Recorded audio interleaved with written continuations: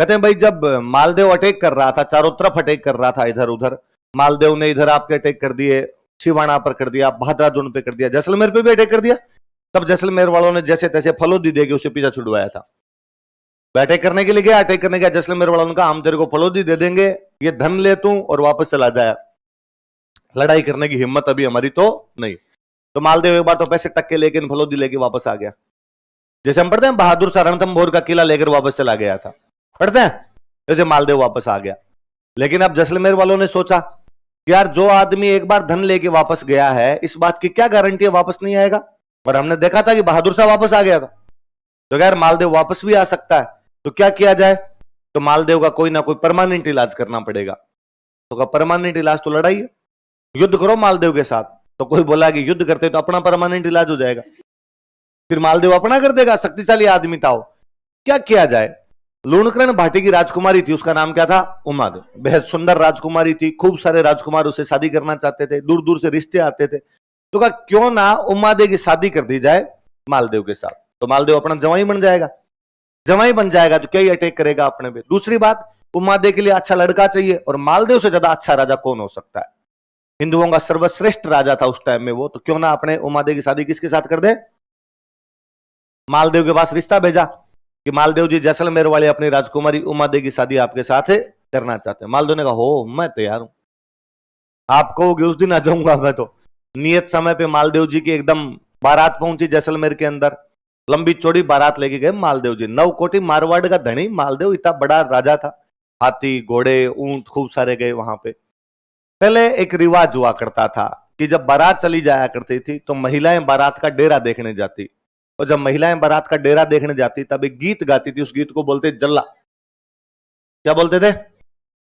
अच्छा, बारात का डेरा तो समझते हो आप, जहां पे बारात रुकती है उस जगह को क्या बोलते हैं, बारात का डेरा। राजकीय प्राथमिक विद्यालय रुकती तो वही है ना बारात। ये मैरिज गार्डन तो शहरों में आके देखे, वरना तो 5वीं तक वाली स्कूल होती। मार साहब का कल छुट्टी रहे टावरो, किस बात की कल बारात आसी तो टाबर 2 तरीके से राजी। एक तो मीठा मिलेगा खाने को, पहले ये मिठाई तब ही मिला करती थी जब कोई बारात आती है, होली दिवाली होती। ये पैसे अब आए हैं जाके जब अब यूं मिठाइयां घर में बनने लगी है, वरना मिठाइयों के नाम पे सबसे बड़ी मिठाई थी चावल। घर में जिस दिन चावल बन जाते ना था वो टाबर क्या राजी होते, आज हमारा चावल है। और होली दिवाली भी चावल बनाते, तो मेहमान आता तो चावल बनाया करते थे। इसलिए देख लो अभी तक भी अपने दिमाग से निकला नहीं है। आज पैसे हो गए लोगों के पास, अब लोग खूब सारी मिठाइयां लाते हैं, चमचम और कलाकंदन भगवान जाने क्या क्या लाते हैं, फिर भी शादी ब्याह होली दिवाली चावल बनाते हैं और सबसे पहले मेहमान को चावल खिलाते हैं। अब अपने बोलते हैं कि नहीं नहीं ये सगुन के हैं, सगुन के। सगुन के नहीं है, तुम्हारे दिमाग से नहीं निकल रहा, क्योंकि पहले तुम्हारे पास चावल ही हुआ करते थे और कुछ था ही नहीं। वो भी चावल भी तब जब कोई होली दिवाली या मेहमान आएंगे। दिल्ली नहीं, दिल्ली चावल बनाओ, रुपए कहां से लाओगे इतने आप। तो पहले वो बारात के डेरे भी राजकीय प्राथमिक विद्यालय हुआ करते थे, पर मालदेव जी का डेरा तो लंबे चौड़े मैदान में लगाया गया भाई साहब। तो महिलाएं जब बारात का डेरा देखने जाती कौन सा गीत गाती थी, महिलाओं द्वारा बारात का डेरा देखने जाते समय गाया जाने वाला उस गीत का नाम क्या है। कभी को दोबारा वैसे पूछ ले, बारात का डेरा देखने जाते समय गाया जाने वाला गीत क्या कहलाता है। या मेंस में कोई 15 शब्दों में खाली लिख देगा जल्ला, अब आप लिखो नीचे, तो लिख दोगे कि महिलाओं द्वारा बारात का डेरा देखने जाते समय राजस्थान में गाया जाने वाला गीत क्या कहलाता है, जल्ला कहलाता है। तो भाई जैसलमेर की जितनी महिलाएं थी वो तो जल्ला गाती गाती मालदेव जी का डेरा देखने चली गई। उम्मादे तो दुल्हन, दुल्हन तो घर से बाहर निकल नहीं सकती, पर जी में तो उसके भी आए कि मैं, और उसको खबरें मिल रही, नौकर चाकर आगे बताएगा अरे उम्मा तुम्हारी बारात क्या आई है, दूर दूर तक इतने हाथी, इतने घोड़े, इतने ऊंट। उसको लगे यार मैं भी तो देखूं मेरी बारात कितनी अच्छी आई है, पर मैं बाहर कैसे जाऊं।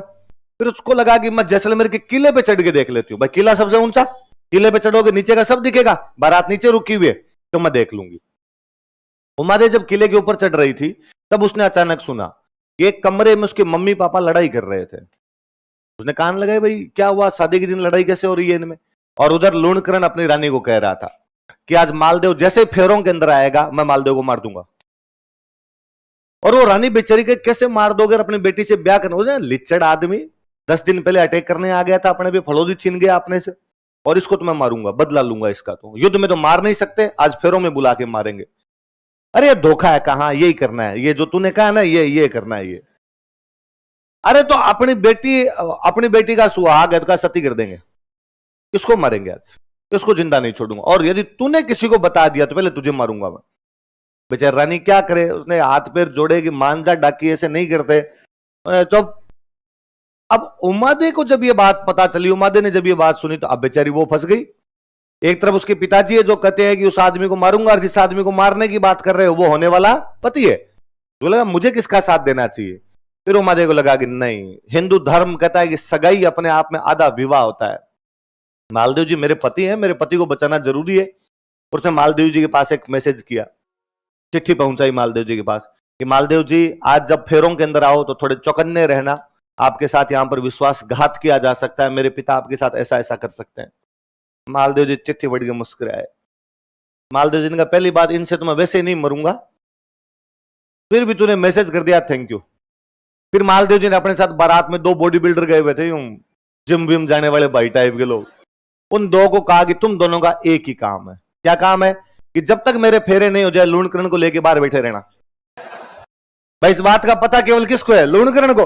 लूणकरण को फेरों में मत आने दो, फेरे होने के बाद में देख लूंगा अपने आप। फेरों में आदमी का ध्यान नीचे स्वाहा करे, पीछे से मार दे कोई, तो कहा भाई इतने देर रख लेना। उन दोनों ने कहा चिंता ही मत करो आप। मालदेव जी आए, तोरण पे आए। मालदेव तोरण तो समझते हो, तोरण मारने के लिए, तोरण मारने आते हैं तो कई देर तो वहां वैसे ही टाइम लग जाता है। लुगाइयां भगवान जाने क्या क्या करती रहती, कभी इधर से नापती है, करती रहती है लुगाइयां ऐसे नापने जोकने के काम करती रहती है, कभी वो झुनझुना सा बजाती है, कभी चावल के दाने फेंकती है। पहले क्या हुआ करता था कि सगाइयां करने के लिए कोई डोकरे गए, किसी गांव में गए हुए थे, वहां देखा लड़का, देखा ये जिनके घर पे बैठे थे, उन्होंने कहा ये हमारा पोता है, कि चलो तो हमारे पोती है, ब्याह कर दिया। जब बड़े होंगे तब इनकी क्या कर देंगे अपने शादी। सगाई तो आज ही समझ लो, तो यूं 20-20 साल पहले कोई सगाइयां करके आ जाते, 15 साल पहले सगाइयां करके आ जाते। अब उस लड़का बड़ा होने के बाद कैसा दिखता है, कितनी हाइट है, दिखता नहीं दिखता, सुनता नहीं सुनता, इन बातों को क्या पता। तो बाद लुगाइयां कहती भाई हम हाइट नापेंगे, तो ऐसे कर करके नापती है उससे, उसके कान के पास में जाके झुनझुना सा बजाते हैं। इसका तो गांव में समझा के भेजते हैं दूल्हे को कि तेरे पास सासू आएगी, बाकी महिलाएं आएगी, तेरे कान के पास में आगे से झुनझुना बजाएगी, और जब झुनझुना बजाए तब तू कान ऐसे कर लेना, वरना मान लो ये ऐसे खड़ा रहे, फिर इसका मतलब सुनाई दे नहीं रहा है ना। तो आपने ध्यान रखना रहे, कोई जैसे यूं बजाए, क्या है इतनी आवाज कर रहे हो, ज्यादा कान खराब कर दिया मेरी। आवाज धीरे धीरे होगी पर उनको लगना चाहिए कितना तेज सुना आपको। कांच दिखाते हैं, कांच मतलब यदि आपकी आंखें एकदम सही तो कांच दिखाओ, जो पलके पड़ेंगे उसके एकदम यूं पड़ेगा, प्रकाश पड़ेगा तो यूं आंखें आगे, अरे अरे साइड में तो मालदेव जी ने कई देर तो वो टोटके किए। फिर मालदेव जी फेरों के अंदर जाके बैठे। मालदेव जी जैसे फेरों में जाके बैठे, लूणकरण जी उधर से किधर से फटाफट अंदर घुसने की तैयारी कर रहे थे। वो दोनों बॉडी बिल्डर आगे तैयार बैठे थे। उन्होंने कहा ध्यान किधर है हीरो, भाई साहब इधर आ जाओ, कहां जा रहे हो। और क्या तरीका है यार लूणकरण जी, इतनी दूर जोधपुर से चला के आए हैं, रिश्तेदार है तुम्हारे, कोई 2 पेक लो साथ में बैठ के, 2 हथाइयां करो, बैठो बैठो यहाँ पे बैठो, तो ये पेक बनाओ और दारू का पेक बनाओ एक। लूणकरण जी ने कहा कि नहीं नहीं मुझे अंदर जाना है, मैं एक बार यहां नहीं बैठ सकता। क्यों जाना है अंदर, क्या करना है आपको। तो लूणकरण जी का और तो कोई दिमाग में नहीं, कहा मुझे कन्यादान करना है। तो कन्यादान तो करते हैं। उन्होंने कहा कि अब ये बातें मत बताओ, कन्यादान कोई आदमी कर देगा, कन्यादान आपका बेटा कर देगा, कन्यादान आपका भाई कर देगा, कन्यादान और कोई आपके परिवार में चाचा ताऊ जो है वो कन्यादान कर देंगे, आपको जाने की कोई आवश्यकता। लूणकरण जी की बात समझ में आ गई कि इनको बात तो पता चल गई। लूणकरण जी चुपचाप वहां पे बैठ गए। और ये भी सच्ची बात है, कन्यादान कोई भी कर देता है। मैंने एक तो फिल्मों में देखा, एक शहरों में आके देखी, 2 चीज। एक तो ये कन्यादान वाली इन चीज कि भाई लड़की का पिता ही कन्यादान करता है। गांव में तो पिता तो करता ही नहीं है, और कोई करता है, ताऊ जी करते हैं, चाचा जी करते हैं, ज्यादातर तो ताऊ जी जो घर में बुजुर्ग होते हैं वो नए कपड़े पहन के वहां बैठते हैं, वो फेरों में साथ ही बैठे रहते हैं, तो वो कन्यादान उस टाइम करते हैं। एक मैंने बड़ी गजब चीज देखी शहरों के अंदर आके कि लड़की की शादी में भी लड़की के भाई नए कपड़े पहनते हैं। मतलब मेरी बहन की शादी और मैं तैयार होके घूम रहा हूं। गांव में 3-3 दिन नहाते नहीं है, मैं टाइम ही नहीं मिलता यार, और ऐसे भयंकर भयंकर काम करवाते हैं। यहां पे मगर यार शहरों में यह सुख है, लड़की के भाई भी जोधपुरी कोट पैंट यहां तक बंद किए हुए तन तन के खड़े रहते हैं, 4-5 डीओ वीओ छिड़के हुए। हमारी डीओ छोड़ो, पसीने की गंदगी नहीं जाती है। और घर वालों की और आप नए कपड़े पहन कैसे लो, मान लो आपने नए कपड़े पहन लिया, एकदम तैयार होके खड़े हो, इतने में कोई ना कोई चाचा ताऊ जी इनार इधर आ, क्या करना, वो कढ़ाई उठा के ला। अब आप कढ़ाई उठा के ला रहे हो, जोधपुरी कोट पहना हुआ है, आपके हाथ में कढ़ाई है। कोई कहता मिट्टी लान, कोई कहता बर्तन साफ कर ले, तो कुछ भी काम करवा लेते हैं। तो मेरे को ये तो बड़ा ही अजीब, शुरू शुरू में तो कई दिन लगा कि यार ऐसे कैसे हो सकता है, मतलब ये तैयार है, ये लड़के वाले होंगे, कि नहीं ये लड़की वाले हैं। तो गांव में ये लड़की वाली शादी के अंदर तो लड़की वाला पूरा परिवार भूत बन के रहता है, भूत। टाइम ही नहीं मिलता, ना टाइम होता है। और अब तो फिर भी मैं कहता हूं थोड़े बहुत पैसे आ गए, इस चक्कर में थोड़ा लिविंग स्टैंडर्ड इस मामले में थोड़ा सुधरा है। पहले तो अजीब अजीब काम हुआ करते थे, मिठाइयां बनाते, मिठाइयों के नाम पे होते थे लड्डू, तो लड्डू की पहले बनती है बूंदी, तो बूंदी तो हलवाई निकाल देता। अब घर वाले सारे लगते लड्डू बनाने के लिए, घर वाले लगते। तो मुझे याद है टावरों को बूंदी पकड़ा देते, सारे दिन बैठे बैठे ऐसे करते, वो लड्डू बनाया करते। शाम तक यहां से यूं तंजाया करती थी, पर टावरों को उसमें मजा आता। अपने लगता है बनाते बनाते थोड़े थोड़े बूंदी तो मिल ही जाएंगे, बोले बूंदी भी तो कहां मिलती थी खाने के लिए, थोड़ी बहुत मिल जाएगी यार, उसके अंदर क्या है। और इतने अजीब अजीब, वो तो मुझे याद है मेरे कजन सिस्टर की शादी थी, और शादी से एक दिन पहले मेहमान वगैरह एक दिन पहले आने लग जाते, तो बारात तो कल आएगी, तो टेंट वेंट लग रहा था इधर, और मेहमान वगैरह न्यू आने शुरू हो गए थे। तो कोई वो बर्तन वर्तन साफ करने के लिए एक कोई महिला थे, तो वो बाहर बैठे हुए थे, वो बर्तन वगैरह साफ कर रहे थे बाहर। वो बेचारी महिला जो थे, उनके कोई छोटा बच्चा रहा होगा, तो मैं उधर काम कर रहा था दूसरा, तो उन्होंने मुझे कहा कि देखो मैं सुबह आई थी और ये 11-12 बजे तक बर्तन वगैरह मैंने साफ कर लिए, अब मेरा छोटा बच्चा है, एक बार घर पे जाके संभाल के आ जाऊं, शाम को आपके रिश्तेदार और आएंगे, मेहमान और आएंगे, तब तक वापस आ जाऊंगी। तो मैं ठीक है, दोपहर में अपने कौन आएगा, आगे जितने सुबह आ गए अब शाम को आएंगे। वो उठ के वहां से गई, तो वो जो बर्तन साफ किए हुए थे वो अंदर रख दिए। तो ठीक है, अब ये चली गई, यहां से उठ के तो अंदर रख दो ये बर्तन ले जाके। गांव में वो होता है कि अंदर का मतलब आप वहां हो, बाहर का मतलब आप यहाँ, बीच का आंगन खाली पड़ा है, बाहर वाले कमरे अलग, अंदर वाले कमरे अलग, खूब लंबा चौड़ा पड़ा रहता है, बीच में गाय बांध रखी है आपने साइड में, रुष्टा का रहता है गांव के अंदर एकदम।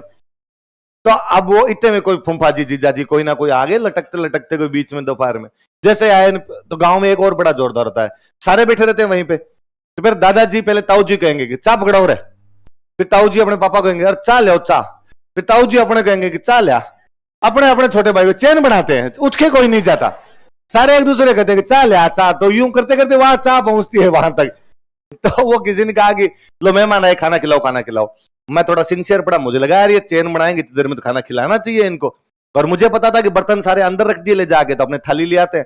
तो एक दो थाली तो वहां पड़ी थी साफ करने वाली जगह, बाकी सारी अंदर गई, तो मैं यूं लेने के लिए जा रहा था, तो पीछे पापा ने कहा लगे कहां जा रहा है, कहां तेरे खाना खिला, तो मैं वो मैं थाली लेके रहा था, तो ये पड़ी है ना, तो मैं ये झूठी है तो साफ कर ले।